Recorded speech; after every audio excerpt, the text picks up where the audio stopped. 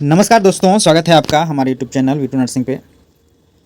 बहुत ज़्यादा तकलीफ़ की बात है ये, जब किसी के उम्मीद पे, किसी के विश्वास पे जब आघात होता है इस प्रकार से, बहुत तकलीफ़ होता है। चाहे वो बच्चा अपने बिहार का हो या मध्य प्रदेश का हो या राजस्थान के हो या कहीं को भी हो। देखिए, स्टूडेंट तो स्टूडेंट ही होता है, उनमें किसी प्रकार का भेदभाव करना स्टूडेंट के हित में तो नहीं है। ठीक है, हम वीडियो शुरू करते ही हम आपसे सबसे पहले बात करते हैं, क्योंकि हमारे पास कुछ ऐसे मैसेजेस आए थे, कुछ ऐसे कमेंट्स आए थे जो कि बिल्कुल शोभनीय नहीं है, और हम इसके पक्षधर तो बिल्कुल नहीं हैं। ठीक है, बहुत सारे लोग हमें जानते हैं, बहुत सारे लोग हमें फॉलो करते हैं, बहुत सारे सब्सक्राइबर हैं, बहुत सारे ग्रुप में जुड़े हुए हैं, लेकिन जब हम इस प्रकार का कमेंट जो है हम देखते हैं तो हमें थोड़ा सा बुरा लगता है।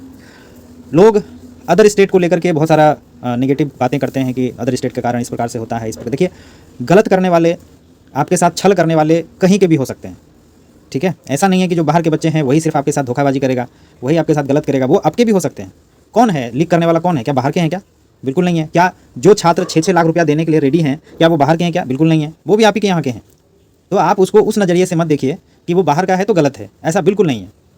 ठीक है, और हम इसके लिए माफ़ी चाहते हैं, लेकिन इस तरह से आप लोगों को, जो इस तरह के मानसिकता वाले लोग हैं, खास करके हम उनको कहना चाहते हैं, अगर आपको विरोध ही करना है ना, आपको विरोध ही करना है तो आपने सरकार का करो ना। जिसकी सरकार है, जिसे आप मानते हैं, जिसे आप वोट देते हैं, उनको बोलो कि आप डोमिसाइल लागू करो। डोमिसाइल लागू होगा तो ऐसे भी जो अन्य राज्य के छात्र हैं वो नहीं आएंगे आपके पास, क्योंकि उनके लिए कोई रिक्ति ही नहीं रहेगी। सिंपल सी बात है। आप अपने सरकार को बोलने के बजाय आप उन बच्चों को कमेंट करते हैं, उनके पास बोलते हैं कि अदर स्टेट वाले यहाँ क्यों आते हैं। आएंगे जब उनके लिए, जब सरकार बुला रही है, जब सरकार उनको मौका दे रही है, तो फिर हम और आप कौन होते हैं डिसाइड करने वाले कि वो यहाँ आए या ना आए। ठीक है, अगर इतनी चिंता है तो ये सब चिंता जो है सरकार को होनी चाहिए, उनको बनानी चाहिए डोमिसाइल की नीति। बहुत सारे राज्यों ने बनाया है, बिहार को भी अपनाना चाहिए। लेकिन देखिए, हर एक राज्य की अपनी अपनी एक नीति होती है, तो वो नीति के तहत ही काम करेगा।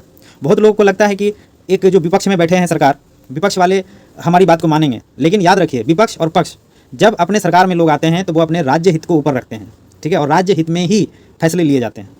इसीलिए छात्र हैं, स्टूडेंट हैं, चाहे वो कहीं के भी हो, पूरे भारत के हैं, सब एक हैं। ठीक है, रोजगार देने का आपका भी उतना ही हक है जितना कि अदर लोग के हैं। अगर आपको लगता है कि नहीं हमारे राज्य में सिर्फ हम ही करेंगे, तो ये अपने आप सरकार के ऊपर आप दबाव डालो कि सरकार ऐसा नीति लाए कि हमारे यहाँ की जॉब जो है सिर्फ हम ही करें। आप छात्र के ऊपर टिप्पणी करना, उनके ऊपर कमेंट करना, ये नहीं है, सही नहीं है।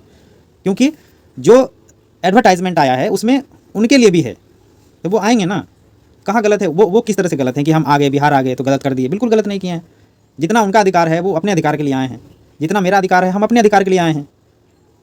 ठीक है, तो इस प्रकार का जो है बिल्कुल ना करें। अगर आपको अच्छा लगता है कि ये सही है तो आप हमारे सब्सक्राइबर बने रहिए, हमें फॉलो करिए। अगर आपको लगता है कि नहीं, हम नहीं आप सह सकते, नहीं साथ चल सकते, तो आप हमें अनफॉलो भी कर सकते हैं, अनसब्सक्राइब भी कर सकते हैं, हमें कोई दिक्कत नहीं है। और ऐसे भी आपको पता है कि हम सब्सक्राइबर के लिए, व्यू के लिए वीडियो नहीं करते हैं।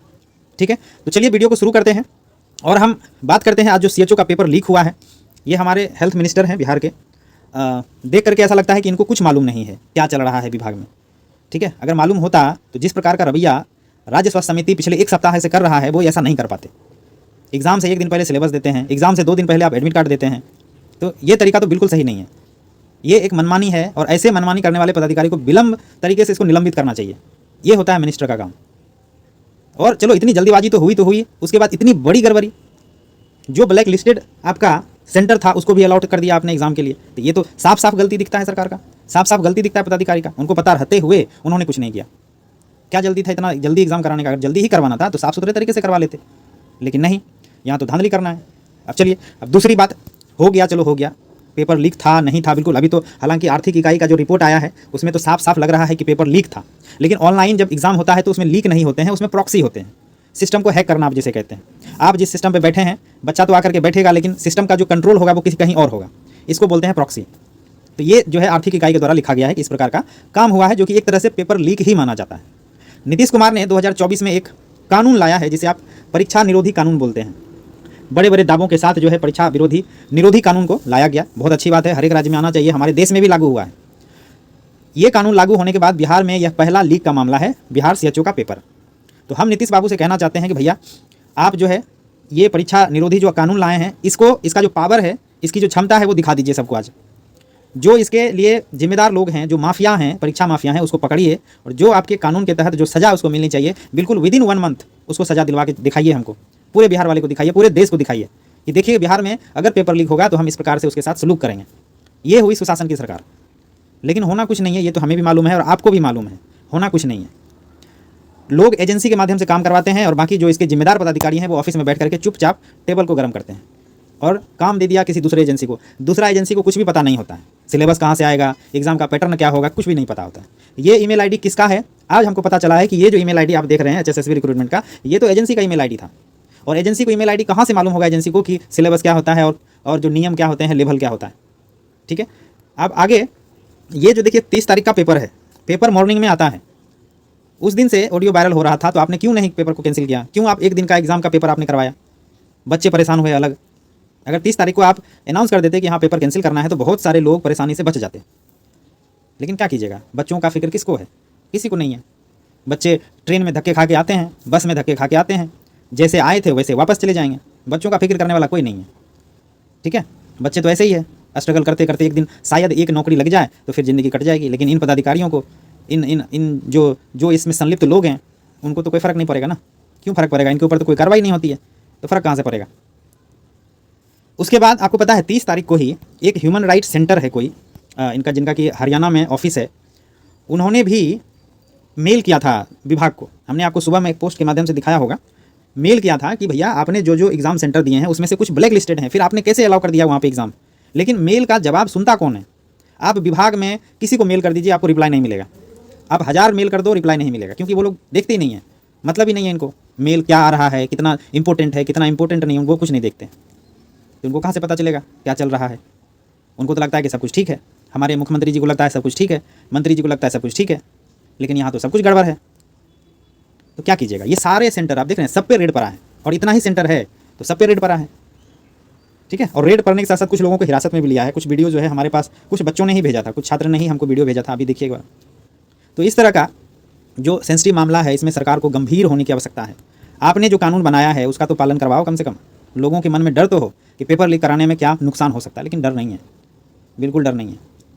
आप एक टीम को बनाते हैं, SIT का गठन होता है, SIT जो है अपना एक रिपोर्ट दे देता है, उसके बाद फिर बात खत्म, लोग भूल जाएंगे, बस यही होता है। आप यहाँ पे देखिए आर्थिक अपराध इकाई 2/12/2024 को एक प्रेस रिलीज करता है, जिसमें लिखा है कि बिहार राज्य स्वास्थ्य समिति 7/24 के तहत सामुदायिक स्वास्थ्य अधिकारी के पदों पर चयन हेतु पटना जिला स्थित कुल 12 ऑनलाइन एग्जाम सेंटर में दिनांक 1/12/24 को 2 पालियों में CBT आयोजन हुआ था। परीक्षा के पूर्व प्राप्त सूचनाओं के आधार पर आर्थिक अपराध इकाई पटना एक विशेष दल का गठन कर पटना पुलिस के सहयोग से कुल 3 ऑनलाइन सेंटर पे द्वितीय पाली में रैंडम चेकिंग किया। चेकिंग के क्रम में परीक्षा के दौरान ही संबंधित परीक्षा केंद्रों पे प्रॉक्सी सर्वर, आप यहाँ पे देखिए, ये हालांकि इंग्लिश में है, आप लोगों को थोड़ा सा हम समझा देंगे। प्रॉक्सी सर्वर एवं रिमोट व्यूइंग एप्लीकेशन एवं सॉफ्टवेयर के माध्यम से अवैध तरीके से कंप्यूटर सिस्टम को सॉल्वर गैंग के द्वारा अनऑथराइज एक्सेस प्राप्त कर real time online computer based test की सॉल्व करने में साक्ष्य प्राप्त हुए।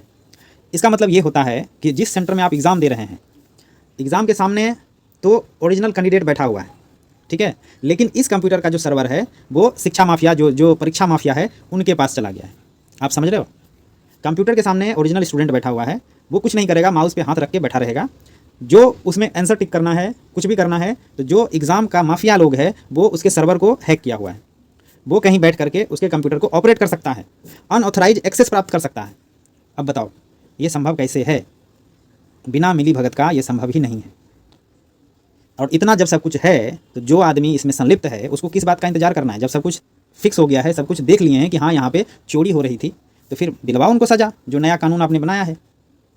ठीक है, अब क्या कहना इसमें लिए हैं कुछ लोगों को। यहाँ पे देखिए, कंपनी है वीसाइन टेक प्राइवेट लिमिटेड, जो कि ऑनलाइन एग्ज़ाम का ये करता है, जिसमें हेड है इसका, कुछ कंपनी का मैनेजर है, जो एग्ज़ाम कोऑर्डिनेटर हैं, वो सब मिला जुला है, संलिप्तता प्रकाश में आया है, लेकिन किसी पदाधिकारी का नाम इसमें नहीं है।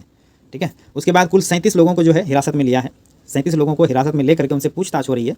उसके निवास स्थान से जो लोग पकड़ाए हैं, जो लोग पकड़े गए हैं, उसके निवास स्थान से कंप्यूटर, मोबाइल, एडमिट कार्ड, बच्चों के मूल प्रमाण पत्र। तो आपको पता है कि जो सेटर होते हैं वो बच्चों का ओरिजिनल जो सर्टिफिकेट होता है वो रख लेता है। जब नौकरी होगा तो भाई पैसा नहीं देगा तो सर्टिफिकेट नहीं देंगे, यही सब चलता है। तो उनके मूल प्रमाण पत्र, electronic digital device, ATM card, debit card, credit card, मतलब जितने कांड करने वाले कार्ड हैं वो सब बरामद हुए हैं। ठीक है, तो इन्होंने अपराध कांड संख्या जो है नोट कर लिया है, यानी कि FIR दर्ज कर लिया है 28/2024, और एक टीम SIT का गठन करके इस पर रिसर्च करना शुरू कर दिया। ठीक है, इसीलिए 1 तारीख और 2 तारीख के दोनों पालियों में आयोजित होने वाले ऑनलाइन CBT को रद्द कर दिया गया है। और कांड जो है अनुसंधान अंतर्गत है, यानी कि जांचें जो है चल रही है। इस रिपोर्ट में यही लिखा है। तो इस रिपोर्ट को हमको लगता है कि हम आपको अच्छे से समझा दिए हैं, जो कि प्रेस विज्ञप्ति यानी कि प्रेस रिलीज में उनका कहना है। ठीक है। अब यहाँ पे अभी तक मंत्री जी का कोई बयान नहीं आया है। हमने सुबह 7:23 में जब हमको समाचार मिला इस प्रकार से, हालांकि हमको बहुत पहले ही मैसेज आया था एक, उस आदमी का नाम भूल रहे हैं, हमारे ग्रुप के ही बच्चे थे, कोई नाम भूल रहे हैं उसका, हमारे पास पहले ही मैसेज आ गया था 5 बजे के आसपास, लेकिन टेक्स्ट मैसेज था। तो हमें लगा हो सकता है कोई कुछ कर रहा होगा, कोई मजाक वाली बातें चल रही होगी। लेकिन जब 7 साढ़े 7 बजे के आसपास जो है जब बच्चे सेंटर पे पहुंचने लगे, तब जाकर के पता चला कि हाँ ये तो सही बात है। तो फिर हमने SHSB में HR सेल में फ़ोन किया सुबह में, तो वहाँ से कन्फर्म किया कि हाँ एग्ज़ाम जो है कैंसिल हो गया है। अब सोचो, ऑलरेडी बच्चे ऑन द वे थे पटना जाने के लिए, बहुत से बच्चे पटना पहुँच चुके थे कल शाम में ही, लेकिन किसको पड़ी है? छात्रों की किसी को नहीं पड़ी है ना। हम तो मनाते हैं भैया छात्रों को बहुत हिम्मत देना भगवान, ताकि इस तरह का जो कारनामा है वो झेलते रहे कम से कम, और एक दिन सफलता जरूर मिले। सफलता के लिए तो हम लोग मेहनत कर रहे हैं, ठीक है। और बाकी फिर धीरे धीरे हर एक सेंटर पे जो है ये वाली सूचना चिपकने लगी, और उसके बाद लास्टली जो है एग्ज़ाम कैंसिल हो गया, ठीक है। चाहे वो कोई भी सेंटर हो, 1 तारीख वाला 2 तारीख वाला, सब कैंसिल हो गया। और अभी तक जो है किसी भी मंत्री का किसी का भी बयान नहीं आया है कि हाँ एक्चुअली में अब आगे क्या होगा।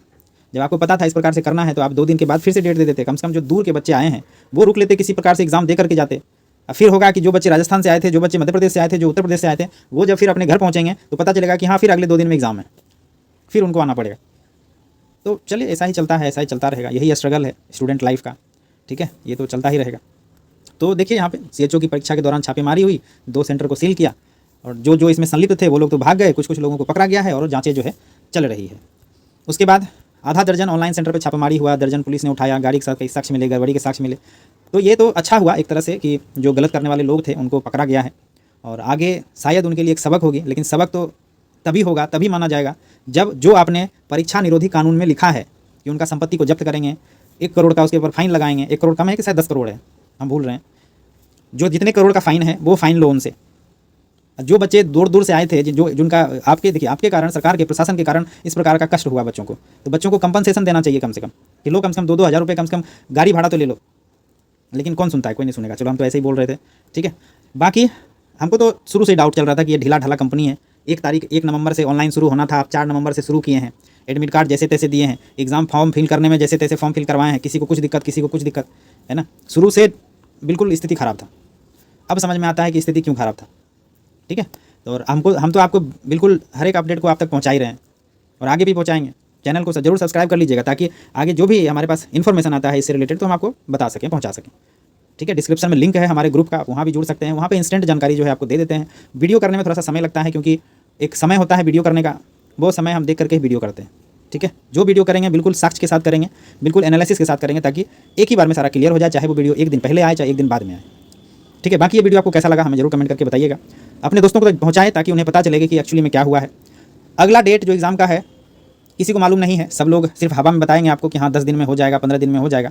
लेकिन जब तक अब SIT की तरफ से, जिसे आप AUU बोलते हैं, क्या इसको बोलते हैं, EOU, ये जब रिपोर्ट देगा, फाइनल रिपोर्ट, तभी जो है एग्ज़ाम करवाने की कोशिश की जाएगी। या फिर देख लीजिए रिपोर्ट तो आ ही चुका है ऑलरेडी, अब छानबीन जो है चलता रहेगा। अब राज्य स्वास्थ्य समिति की तरफ से किसी भी दिन जो है नोटिस आ सकता है एग्ज़ाम का, जब आएगा तो हम आपको बता देंगे। लेकिन इसका एग्जैक्ट टाइम नहीं है कि हाँ इस डेट को एग्ज़ाम लिया जा सकता है, ठीक है। बाकी आप चैनल पर बने रहिए ताकि हम आपको अपडेट पहुँचाते रहें, ठीक है दोस्तों। थैंक यू, धन्यवाद, शुभ रात्रि।